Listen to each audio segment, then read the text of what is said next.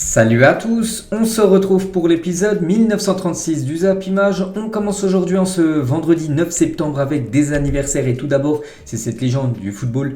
Toujours joueur en activité, c'est Luka Modric, il fête aujourd'hui ses 37 ans. Ce joueur qui a quand même remporté 5 fois la Ligue des Champions, 4 Coupes du Monde des clubs, 4 Super Coupes d'Europe, 4 Super Coupes d'Espagne, 3 fois la Liga, une Coupe du Roi. Ballon d'Or 2018, Trophée The Best 2018 et joueur UEFA de l'année 2017-2018. Il avait fait une magnifique saison bien sûr avec le Real et aussi avec la Croatie. Il avait atteint la finale de la Coupe du Monde. Bon anniversaire à Luka Modric. Il y a aussi Danilo Pereira, le joueur du Paris Saint-Germain, le milieu de terrain. Il fête aujourd'hui ses 31 ans. Et il y a aussi Oscar, l'ancien joueur de Chelsea. Bon après il est parti du côté du continent asiatique. Le milieu brésilien fête aujourd'hui ses 31 ans. On va parler maintenant de tout ce qui s'est passé lors de la journée d'hier. Il y avait l'Europa League et l'Europa Conference League. On va commencer tout d'abord avec les clubs français en Europa League. Et on va parler du FC Nantes qui jouait contre l'Olympiakos. Donc j'ai regardé pratiquement tout le match. Je suis arrivé à peu près aux alentours de la 30e minute. Donc Nantes menait 1-0 et Nantes s'est imposé. Enfin quand j'ai regardé le match, quand je suis arrivé devant la télé, il y avait 1-0. Et du coup Nantes s'est imposé 2-1. Donc surtout le but victorieux a été inscrit par Guessant. À la 93e minute, il restait à peine quelques secondes à jouer et un but magnifique du joueur nantais de la tête. Donc Mohamed a été buteur aussi côté nantais, contre un but de Moutou Sami, un joueur de Nantes contre son camp. Vraiment dommage, c'est surtout Alban Lafont les gars qui a fait une sortie complètement ratée. Mais bon voilà, la victoire est là et c'est une victoire méritée parce que voilà, j'ai regardé quasiment le match entier et Nantes vraiment a été très très bon, il était supérieur à son adversaire. Surtout regardez les statistiques, donc plus de 14 tirs pour les Nantais, seulement 4 tirs pour l'Olympiakos, une frappe cadrée en plus le but, c'est un but contre son camp, c'est même pas une frappe cadrée de l'Olympiakos, alors que Nantes les gars c'est 5 tirs cadrés et elle est méritée cette victoire. Ils auraient pu nourrir d'énormes regrets sur le match nul, donc ils commencent très très bien bien sûr dans cette Europa League, cette équipe du FC Nantes, et Nantes jubile en une du journal L'équipe aujourd'hui. Après 20 ans d'absence, les Canaries ont retrouvé la Coupe d'Europe dans une ambiance de fête à la Beaujoire et ont décroché la victoire dans les derniers instants du match, je l'ai dit avec le but de Guessant. Et quel entraîneur, il a tout changé du côté de Nantes, n'oubliez pas, avant qu'il arrive, Nantes avait joué un match de barrage pour rester en Ligue 1. Heureusement pour eux, ils avaient gagné les barrages, du coup ils allaient rester en Ligue 1. La saison d'après, ils ont gagné la Coupe de France et là ils jouent l'Europe. Et puis premier match, première victoire pour cette équipe du FC Nantes. Donc tout va bien actuellement du côté de Nantes. Donc une autre photo bien sûr d'Antoine Comboré qui a changé bien sûr cette équipe. Et Mostafa Mohamed, c'est 3 buts lors de ses 4 derniers matchs avec le FC Nantes. De très bons débuts pour l'attaquant égyptien, ancien joueur de l'équipe du Galatasaray. Il a été transféré là lors du dernier mercato. Et actuellement il fait un très bon début du côté du club de Nantes. Et Guessant en héros, on peut voir qu'il a obtenu la note de 7 sur 10 aujourd'hui dans le journal L'équipe par rapport déjà à son bon match et aussi ce but victorieux, ce but du 2-1 dans les dernières secondes de la partie. Donc les deux buteurs du match, Guessant et Mostafa Mohamed. Et masterclass aussi de Ludovic Blas ce soir, 2 passes décisives. Quel coup de l'avoir gardé à Nantes. C'est vrai que souvenez-vous, il était à 2 doigts de rejoindre l'équipe de Lille. Du coup Nantes a réussi quand même à conserver son meilleur joueur, son numéro 10 Ludovic Blas. Puis hier c'est 2 passes D pour Ludovic Blas, bien sûr un énorme joueur. Et aussi ce joueur les gars, très très bon, auteur d'une saison 2021-2022 très intéressante la saison dernière. Quentin Merlin continue de montrer de très belles choses avec le FC Nantes. Donc lui aussi il a été très bon hier lors de cette rencontre. Et retour réussi pour Nantes en Coupe d'Europe, ambiance exceptionnelle à Nantes pour le retour en Coupe d'Europe après plus de 20 ans n'avoir joué aucune Coupe d'Europe. Donc c'était le retour et en plus ça a été parfait pour eux avec une victoire. Et surtout on peut voir que la Beaujoire avec un magnifique tifo, avec une magnifique ambiance hier, vraiment il y avait c'était très très beau ce qu'il y avait hier dans les tribunes du côté de Nantes, avec tous les fumigènes qui ont été craqués bien sûr avant le coup d'envoi. Donc soirée parfaite bien sûr pour les Canaries hier. Quelle soirée européenne, donc bien sûr merci Nantes. Et du coup Nantes est actuellement premier de son groupe, composé avec Fribourg aussi, Karabag. Donc n'oubliez pas que Fribourg est premier actuellement de Bundesliga. Donc mon prochain match bien sûr ça sera jeudi prochain bien sûr, cette fois-ci à l'extérieur pour les Canaries. On va parler d'une équipe pas très loin de Nantes, donc c'est l'équipe de Rennes qui jouait du côté de l'Arnaca. Donc je connais pas du tout l'équipe, on peut voir que Rennes s'est imposé également 2-1, même score, et en plus un peu le même scénario les gars. Rennes s'est imposé grâce à un but victorieux grâce à Signon à la 94e minute de jeu, donc en gros dans les dernières secondes de la partie. Donc félicitations bien sûr à cette équipe du Stade Rennais. On peut voir les stats du match, j'ai pas vu le match mais bon d'après les stats Rennes a été supérieur à son adversaire, donc une victoire logique et méritée des Rennais. Et premier match européen pour Arthur Tété à 22 ans et premier but ce soir, félicitations à cette nouvelle recrue du côté de Rennes. Et du coup le classement actuellement, Rennes est en tête tête avec Fenerbahçe qui s'est imposé contre le Dynamo Kiev. Donc le prochain match de Rennes, c'est également jeudi prochain. Et l'autre club, le dernier club engagé en Europa League, en club français, c'est l'équipe de Monaco qui jouait du côté de l'Étoile Rouge de Belgrade en Serbie, où c'est toujours une ambiance très particulière, très très chaude. Et Monaco a fait le taf, une victoire des Monégasques 1-0, Mbolo, buteur sur penalty, donc parfait pour les clubs français. 3 matchs en Europa League, 3 victoires, donc rien à dire. Donc j'ai pas vu le match aussi, parce que j'ai plutôt regardé le FC Nantes.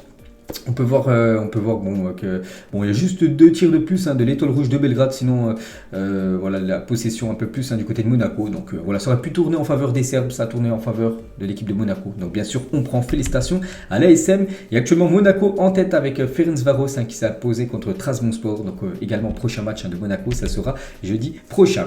Les autres matchs en Europa League, mais hors club français. De toute façon, il n'y avait que seulement 3 équipes.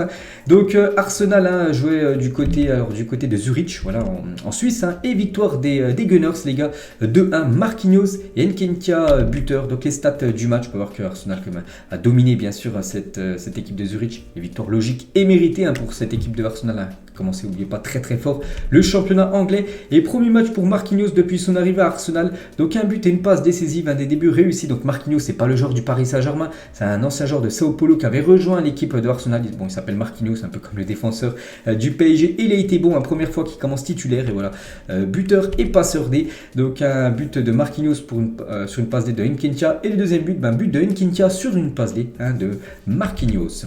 Et toujours sur cette rencontre, on peut voir qu'il y a une minute de silence avant le coup d'envoi par rapport au décès d'Elisabeth II. Donc on parlera un peu bien sûr dans cette vidéo. Donc voilà, une minute de silence bien sûr, vu qu'Arsenal est un club anglais. La même chose du côté de Old Trafford, on va parler cette fois-ci de Manchester, et les joueurs de Manchester United et la Real Sociedad ont respecté une minute de silence en hommage à Elisabeth II, qui est décédé hier.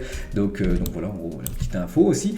Et toujours bien sûr sur ce Manchester United contre l'équipe de la Real Sociedad, Manchester qui avait enchaîné les 4 derniers matchs, 4 victoires. Là, ils ont perdu hier. 1-0 contre l'équipe espagnole de la Real Sociedad, Mendes, buteur sur penalty, c'est l'unique but du match, un but sur Pénou, je vous ai dit. Donc les stats du match, on peut voir que Manchester a un peu plus dominé. Bon, après les tirs cadrés, c'est 3 tirs cadrés des 2 équipes, ça a pu tourner en faveur de Manchester, ça a tourné en faveur des Basques. Donc félicitations à la Real Sociedad. Et le but vient sur un penalty causé de Lisandro Martinez.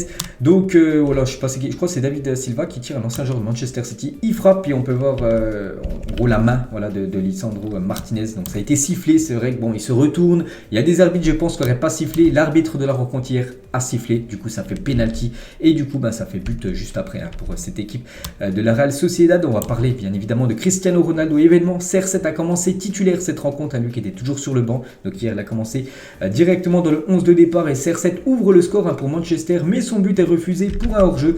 Donc voilà, en gros l'action du but de Cristiano Ronaldo, on peut le voir là au départ, je sais pas ce qui centre, on peut voir voilà que Ronaldo a un petit peu, voilà, il est hors-jeu en gros, voilà, il marque un but de la tête, mais le problème c'est qu'il est hors-jeu, et bien sûr si l'hors-jeu, le but ne compte pas. Donc voilà, encore des illusions bien sûr pour Cristiano Ronaldo, qui pensait inscrire enfin son premier but pour cette nouvelle saison du côté des Red Devils. Et Ronaldo, il y en a maintenant qui commencent à l'appeler, donc l'agent Cristiano Ronaldo ne répond plus cette saison, donc l'agent 007, parce qu'actuellement c'est 0 but, 0 passe D, mais surtout 7 matchs joués, en plus hier titulaire. Bon, il a joué les derniers matchs de première ligue, des bouts de match, mais là voilà, ses stats, c'est 7 matchs joués et 0 but, 0 passe D. Donc pour la première fois depuis la saison 2003-2004, CR7 n'a pas été décisif lors de ses 7 premiers matchs officiels en club, dur. Le début de saison du Portugais, quasiment c'était jamais arrivé, en gros, ça fait plus de 20 ans en gros, que c'était pas arrivé que Ronaldo fasse 7 matchs en club, les 7 premiers matchs d'une saison, et qu'il soit jamais décisif, en gros, que ce soit un but ou une passe D. Donc voilà, c'est compliqué, on va dire, pour Cristiano Ronaldo, mais bien sûr il a joué un match de Coupe d'Europe, et il a joué hier son 192e match de Coupe d'Europe en club, donc je crois 191 quasiment, on va dire, en Ligue des Champions. Enfin, il y a eu aussi la Super Coupe d'Europe qu'on peut compter bien sûr en Coupe d'Europe. Bref, donc il a joué beaucoup en Ligue des Champions, et le premier tout simplement en Europa League. Donc la dernière fois que Cristiano Ronaldo a joué en C3, c'était il y a 20 ans avec le Sporting, et la compétition s'appelait pas l'Europa League, ça s'appelait la Coupe de l'UEFA. Donc c'est pour ça que hier c'était son premier match en Europa League pour Cristiano Ronaldo. Donc là on peut le voir sur souriant. Bon, c'était avant le match, parce qu'après le match, on sait que ça a été plus compliqué, parce que d'après l'application SofaScore, donc en gros, toutes les notes des joueurs du côté de Manchester United, on peut voir la plus basse note, c'est Cristiano Ronaldo, tout devant 6.3. Donc voilà, c'est-à-dire que ça, en gros, ça a été le joueur de Manchester United le plus mauvais, d'après les notes. Et on peut voir sinon son bilan complet. Donc 2 tirs non cadrés pour Cristiano Ronaldo, on peut voir qu'il a touché 39 ballons, il a perdu 9 ballons, voilà, d'après les stats, il a fait une faute, 4 fois hors jeu, Cristiano Ronaldo, c'est beaucoup, donc voilà, ça a été moyen, on va dire, à son match hier, et 0 but marqué, 297 minutes jouées en 7 matchs, 2 départs, étaient des défaites, en gros 2 fois titulaire et à chaque fois, défaite, pas le début de saison auquel Cristiano Ronaldo bien sûr s'attendait, on peut le voir bien sûr qu'il était déçu, dépité à Cristiano Ronaldo, donc bon après voilà, c'est comme ça. En espérant bien sûr qu'il puisse rayonner, parce qu'on sait que c'est un joueur de classe mondiale, Cristiano Ronaldo, mais c'est qu'actuellement il a beaucoup de mal bien sûr à être performant. La même chose les gars pour Casemiro, donc lui aussi il a commencé titulaire, je crois que c'était la première fois qu'il était titulaire, dommage pour lui, ça a été défaite pour son équipe de Manchester. Bon, il a joué contre un adversaire qui joue souvent, la Real Sociedad, qu'il a souvent affronté dans le passé bien sûr avec le Real Madrid. Ludogorets contre l'AS Roma, et surprise parce que c'est l'équipe de Ludogorets qui s'est imposée 2-1 contre cette équipe de l'AS Roma. On peut voir tous les buteurs de la partie, on peut voir les stats du match, on peut voir que l'AS Roma a quand même dominé à cette équipe bulgare, je crois que c'est en Bulgarie, Ludogorets, mais voilà, c'est bien Ludogorets qui s'est imposé. Donc dommage bien sûr pour l'équipe de Paulo Dybala. On peut voir la belle victoire de la Lazio contre le Feyenoord Rotterdam 4-2 pour la Lazio de Rome. A noter que Mathias Vecino, le joueur uruguayen, c'est 2 buts et une passe D hier soir pour ce joueur de la Lazio de Rome. On peut voir aussi la belle victoire du Betis Séville, 2-0 du côté de Helsinki. Donc William José a inscrit un doublé. Une petite info concernant le légendaire Joaquin, qui a plus de 40 ans. Donc il a joué son 500e match avec le Betis Séville hier. Donc 386 en Liga, on peut voir 26 en Europa League, 6 en Ligue des Champions, 2 tours préliminaires de Ligue des Champions. En gros là c'est tous les matchs où il a joué, 500 matchs quand même, c'est énorme de passer cette barre des 500 matchs pour un joueur de football. Regardez sinon tous les autres résultats les gars, donc là c'est les premiers matchs, en gros les matchs à 18h45, donc on peut voir par exemple le match nul entre le PSV et Bodo Glimt, on peut voir la victoire de Braga 2-0 du côté de Malmo, et cette fois-ci les résultats des matchs à 21h. Sheriff Tiraspol s'est imposé 3-0. On peut voir par exemple, je sais pas, je prends pif, Fribourg 2-1 contre l'équipe de Karabag.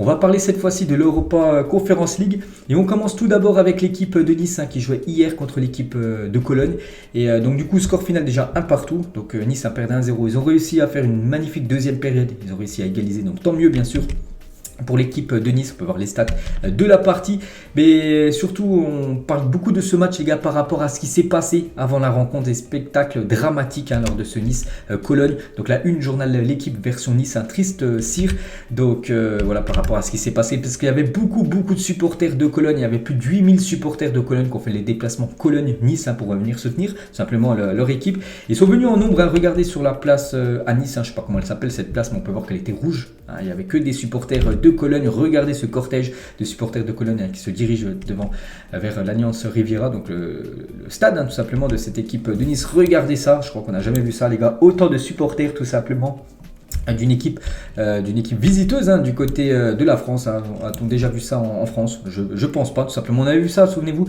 la saison dernière, les supporters de Francfort du côté du Camp Nou. Donc ça a été un peu la même chose hier du côté de Nice, mais cette fois-ci avec les supporters de Cologne. Et bon voilà, ils ont beaucoup bu, voilà, parce qu'on peut voir des photos, enfin des vidéos. Moi j'ai pris des photos. Regardez par terre, ils ont laissé les rues immondes, voilà, il y a plein de déchets, plein de canettes de bière bien sûr.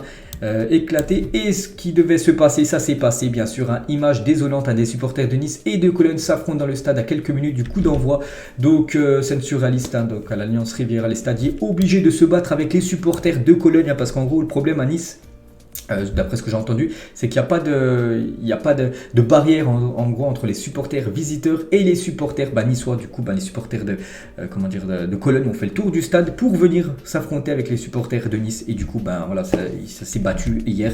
Donc voilà des photos bien sûr qu'on n'aime pas voir les gars, je vous les montre parce que voilà, c'est quand même choquant ce qui s'est passé, mais on n'aime pas voir ça. Donc il y avait les CRS, il y avait la police, c'était un peu n'importe quoi, et Lucien Favre, ce n'est pas possible bien sûr de voir ça les gars en Coupe d'Europe, donc on parle plus bien sûr de ce qui s'est passé en dehors de la rencontre que du résultat bien sûr un partout. Mais nous on va parler bien sûr football là, c'est ce qui nous intéresse. Et Nice est actuellement 4e, bon ils sont derniers mais bon toutes les deux matchs il y a eu match nul. Donc à chaque fois, ce qui veut dire que toutes les équipes ont un point. Donc prochain match de Nice, ça sera jeudi prochain. Donc, on peut voir sinon les autres résultats de l'Europa Conference League. Donc Villarreal par exemple s'est imposé 4-3 contre Lecce. Je sais pas du tout qui c'est. Je sais pas les autres. Vous pouvez voir tous les autres résultats. Après c'est vraiment des équipes pas trop connues. On peut voir Istanbul Başakşehir. Ça posait comme 4-0 à l'extérieur. Anderlecht 1-0 se sont imposés. Et là, c'est les matchs à 21h. West Ham, par exemple, s'est imposé 3-1 hier soir en Europa Conference League. Du coup, on va faire le bilan des clubs français en Coupe d'Europe cette semaine. Et c'est pas mal du tout. C'est vrai qu'on peut voir sur les 6 rencontres. Donc 4 victoires. Donc le PSG, Rennes, Nantes et du coup Monaco. Un match nul Nice. Et du coup, une défaite. C'est l'équipe de Marseille qui s'est inclinée du côté de Tottenham. Donc l'OM est le seul club français cette semaine à avoir perdu lors de la première journée de Coupe d'Europe. Bon, après, c'était quand même contre l'équipe de Tottenham qui est une grosse équipe. Dommage, parce que c'est vrai que la première mi-temps a été très très bonne du côté de Marseille. C'est le carton rouge qui a plombé bien sûr cette équipe phocéenne. Et l'OM a perdu ses 9 derniers déplacements en Ligue des Champions. Ils n'arrivent pas du tout à prendre des points à l'extérieur en Champions League. Parmi les équipes engagées cette saison, il s'agit de la plus longue série en cours de défaites d'affilée à l'extérieur. Et c'est vrai que Marseille, les gars, si on regarde les derniers matchs de Marseille en Ligue des Champions, c'est une catastrophe. Il y a eu une victoire, c'était le 1er décembre 2020 contre l'Olympiakos Spirit, l'équipe que Nantes a battu hier 2-1, exactement le même score. Et sinon, il n'y a aucun match nul, c'est que des défaites, que ce soit à domicile ou à l'extérieur. Donc prochain match de Marseille, c'est contre l'équipe de Francfort. C'est mardi soir. Donc il faut absolument s'imposer, bien sûr, pour Marseille, s'ils veulent avoir l'espoir de se qualifier en 8e. Et toujours avec Marseille, hier, je vous avais dit qu'il y avait eu des débordements dans le stade. Donc 5 supporters marseillais ont été arrêtés hier suite à des incidents survenus après le match face à Tottenham. Donc les arrestations concernaient diverses infractions, donc notamment les armes offensives, la bagarre, l'ivresse et le désordre et la drogue. Donc voilà en gros ce qui s'est passé. Et du coup l'UEFA ouvre un cas disciplinaire contre l'OM suite aux incidents d'avant-hier soir. L'OM risque gros car le club est encore sous le coup d'un sursis quand la commission de discipline de l'UEFA avait infligé un huis clos et 40 000 € d'amende le 8 juin dernier. Souvenez-vous, c'était lors du match Marseille, je crois Galatasaray, où c'était un petit peu parti en cacahuète. Et du coup, ils avaient pris un huis clos, tout ça. Ils avaient pris aussi une grosse amende. Et voilà, hier encore, ce qui s'est passé, Marseille pourrait être encore lourdement sanctionné. Du coup, on va faire le bilan des gros championnats européens. Donc en France, on a parlé 4 victoires, 1 match nul, 1 défaite des clubs français. Cette fois-ci du côté de l'Angleterre, 4 victoires, 3 défaites. Voilà, on peut voir les équipes qui ont gagné, les équipes qui ont perdu, comme Manchester, Liverpool ou l'équipe de Chelsea. En Allemagne, les gars, c'est 3 victoires, c'est 3 défaites et 1 match nul de Cologne contre l'équipe de Nice. Du côté de l'Espagne, donc l'Espagne, c'est quasiment du carton plein, c'est 6 victoires et 1 défaite. Séville contre Manchester City. Sinon, tous les autres clubs espagnols en Coupe d'Europe se sont imposés. Et du côté des clubs italiens, donc c'est seulement 2 victoires, 2 matchs nuls et 3 défaites. Voilà, on peut voir les équipes qui ont gagné, les équipes qui ont perdu. Et du coup, le classement UEFA des nations qui a été mis à jour hier après les rencontres. Donc l'Angleterre toujours en tête, l'Espagne, l'Allemagne, l'Italie en 4e position et la France 51 000. C'est pas mal pour la France, on a pris pas mal de points vu ce qu'on a fait, 4 victoires sur les 6 matchs.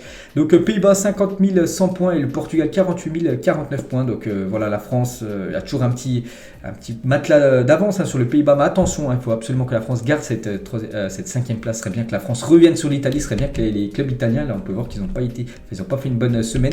Il y a quand même 11 000 points d'écart, mais bon, imaginez la France, les gars, 4e au classement des nations, ce serait énorme, bien sûr, ça ferait quasiment 1 voire 2 places de plus en Champions League avec le nouveau format de la Ligue des Champions saison prochaine. Toujours avec la Coupe d'Europe, on revient les gars nous sur la Ligue des Champions qui s'est finie avant-hier. Et voici les 4 nommés pour être élus meilleurs joueurs de cette semaine. Mbappé, Lewandowski, Sané et Zielinski. Et on connaît l'heureux élu et sans surprise c'est Lewandowski avec son triplé. C'est lui qui est élu joueur de la semaine en Ligue des Champions. Donc félicitations au nouveau joueur du FC Barcelone. Et Lewandowski, on peut voir qu'il est plus qu'à 11 buts de passer, d'atteindre la barre des 100 buts inscrits en Champions League. Voilà le top 10 des meilleurs buteurs de l'histoire de la Ligue des Champions avec quelques Français comme Benzema, Thierry Henry aussi, avec 50 buts inscrits en Champions League. Et cette fois-ci, le plus beau but cette semaine en Ligue des Champions, Torres, Mbappé, Sané, Grimaldo et le plus beau, c'est Kylian Mbappé. Souvenez-vous, ce but au bout de 5 minutes de jeu, la passe de Neymar, la louche pour le but de Kylian Mbappé. C'est le plus beau but cette semaine en Champions League. Donc félicitations bien sûr au duo Neymar-Kylian Mbappé. On peut voir 49, c'est le nombre de buts inscrits cette semaine, sur cette première journée de Ligue des Champions. Donc beaucoup de buts inscrits sur les 16 rencontres. Toujours avec la Ligue des Champions, on va parler de Naples contre Liverpool. Donc Naples a mis 4-1 à Liverpool. Et le média italien Mattino Di Napoli sur la performance de Zambo Anguissa face à Liverpool. Déjà, il a eu la note de 8.5 sur 10. Il n'est pas humain, il n'est pas de cette planète. Milner semble un gamin d'une école de foot. Face à lui, il a la fantaisie, le volume, la vision de la passe et il marque. Donc énorme match de Zambo Anguissa, l'ancien joueur de Fulham ou même de l'équipe de Marseille. Jamie Carragher, les gars, consultant sur CBS donc en Angleterre par rapport à la défaite de Liverpool. Liverpool s'est lourdement trompé dans les transferts de l'été parce que cette équipe est très loin d'être au point et qu'elle a joué à plein régime pendant 5 ou 6 ans. Il joue un football suicidaire. C'est vrai que Liverpool, bon, c'est les recrues. Donc Darwin Núñez qui a du mal actuellement. Il y a eu le départ de Sadio Mané, tout ça. Et on peut voir que Liverpool actuellement peine en ce début de saison. Et Klopp, les gars, il a dit on doit se remettre en question dans 3 jours. On joue à Wolverhampton. Ils doivent sûrement rire après avoir vu cette rencontre contre l'équipe de Naples. Donc il doit absolument se remettre en marche, cette équipe des Reds. Et Klopp a sur la possibilité d'être viré parce qu'on sait que des fois ça va très très vite dans le football. On a bien vu avec Thomas Tuchel. Donc pas vraiment, mais qui sait. Les propriétaires sont calmes. Ils attendent de moi que je corrige la situation. Je pense que je suis le seul qui est capable de le faire que quelqu'un d'autre. Donc voilà ce que dit Klopp. Il espère bien sûr renverser la situation parce que si les mauvais résultats continuent, il pourrait être licencié. Jürgen Klopp. Le programme du jour aujourd'hui, donc Werder contre Augsbourg, Gérone contre Valladolid, et on peut voir Lens qui reçoit l'équipe de Troyes ce soir à 21h, on peut voir aussi un match en Eredivisie, on parlera de ces résultats dans l'édition de demain. On repart on prend plutôt la direction de l'Angleterre, et c'est officiel les gars, donc on sait que Thomas Tuchel a été licencié là ces dernières heures, et du coup c'est officiel, le grand favori pour le remplacer, c'est lui, et c'est officiel, donc c'est Graham Potter, donc c'est le nouveau coach de Chelsea, c'est l'ancien coach de Brighton, et on peut voir que Chelsea a payé quand même 18 millions d'euros pour s'attacher les services de Graham Potter, donc 18 millions d'euros récupérés par l'équipe de Brighton.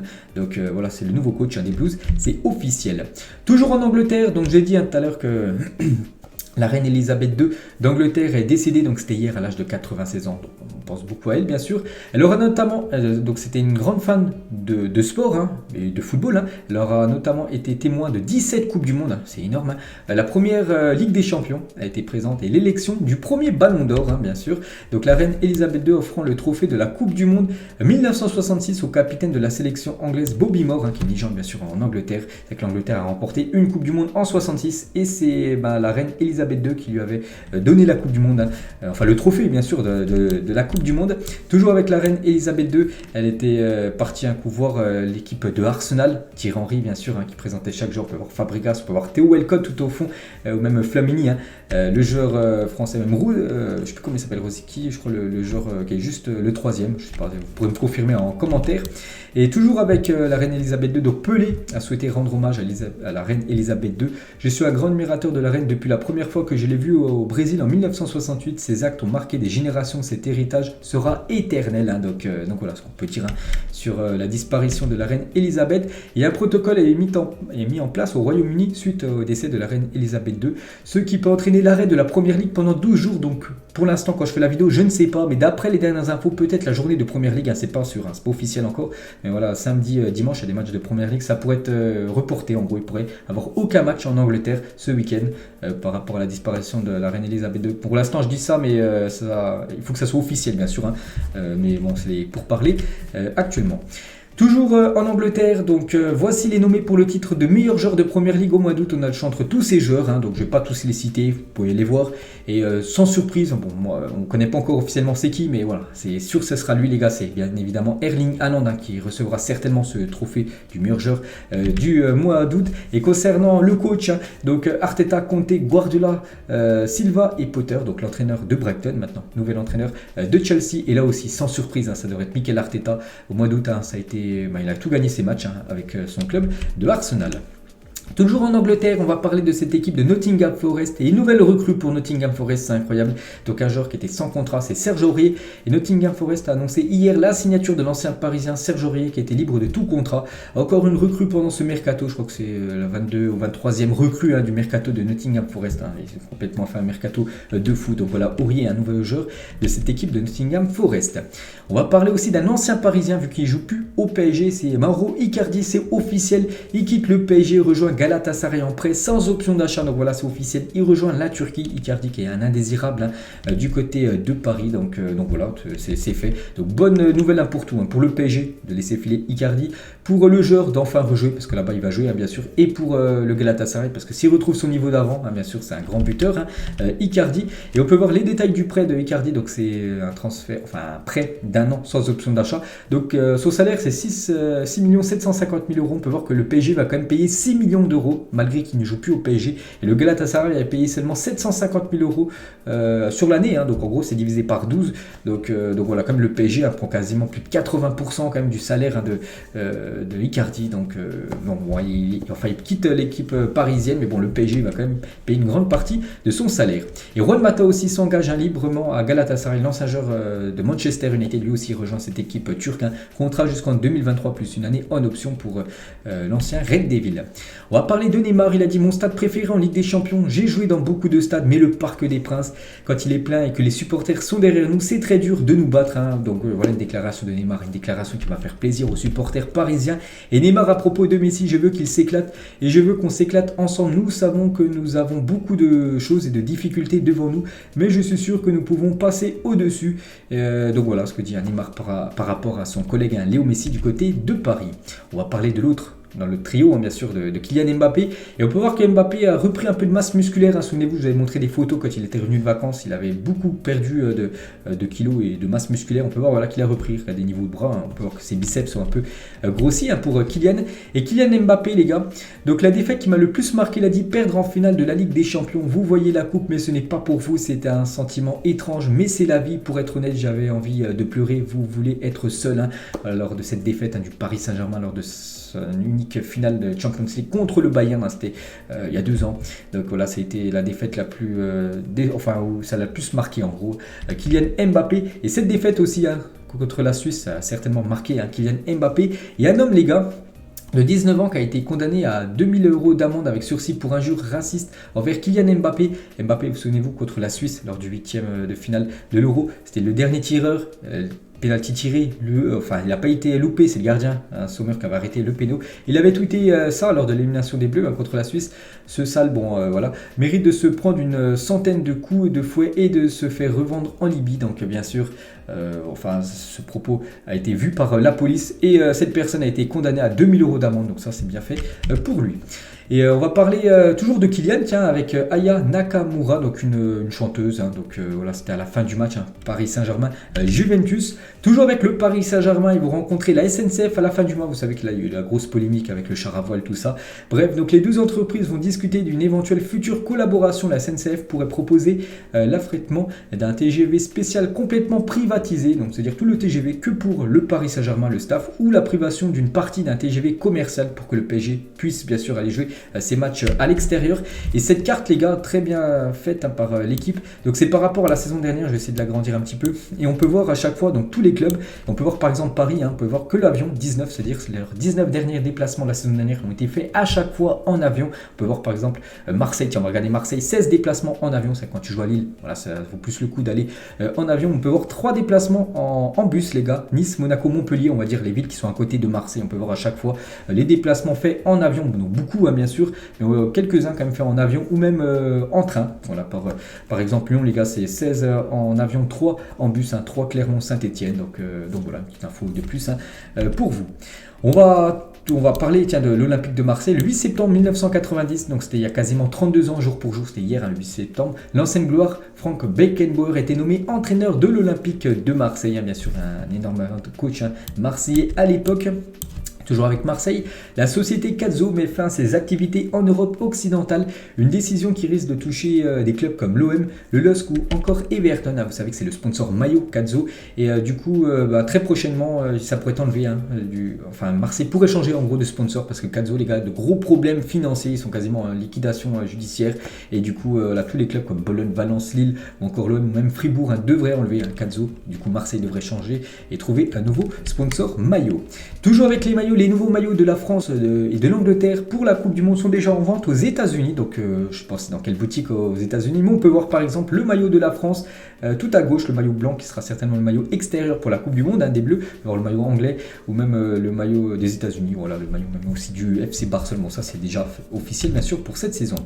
La Copa Libertadores, donc en gros c'est la Ligue des Champions sud-américaine. On connaît l'affiche, donc la finale se jouera le 29 octobre 2022, donc dans à peu près un mois et demi. Et du coup ça sera Flamengo contre l'Atlético PR, bon voilà l'Atlético du côté du Brésil, donc voilà la finale de la Ligue des Champions sud-américaine. Sorti sur blessure face à Sassuolo, donc il y a quelques jours, Alessandro Florenzi, l'ancien parisien, a été opéré du tendon proximal du biceps fémoral de la cuisse gauche. Le défenseur droit italien sera absent 5 mois, donc il va louper la... Bah non, il va pas louper, parce que j'ai oublié que sa sélection, l'Italie, bien sûr, ne dispute pas la Coupe du Monde, donc il va louper rien du tout, mais il va louper beaucoup de matchs, bien sûr, avec l'AC Milan, donc bon rétablissement, bien sûr, Alessandro Florenzi. On va parler d'un match qui s'est joué hier, donc c'était entre l'Algérie et l'équipe du Maroc. C'était une finale, c'était les U17. Donc l'Algérie U17 s'impose 4-2 au tir au but face au Maroc et est championne de la Coupe arabe U17. Bravo aux jeunes, on peut voir là sur ce Twitter de la vague verte.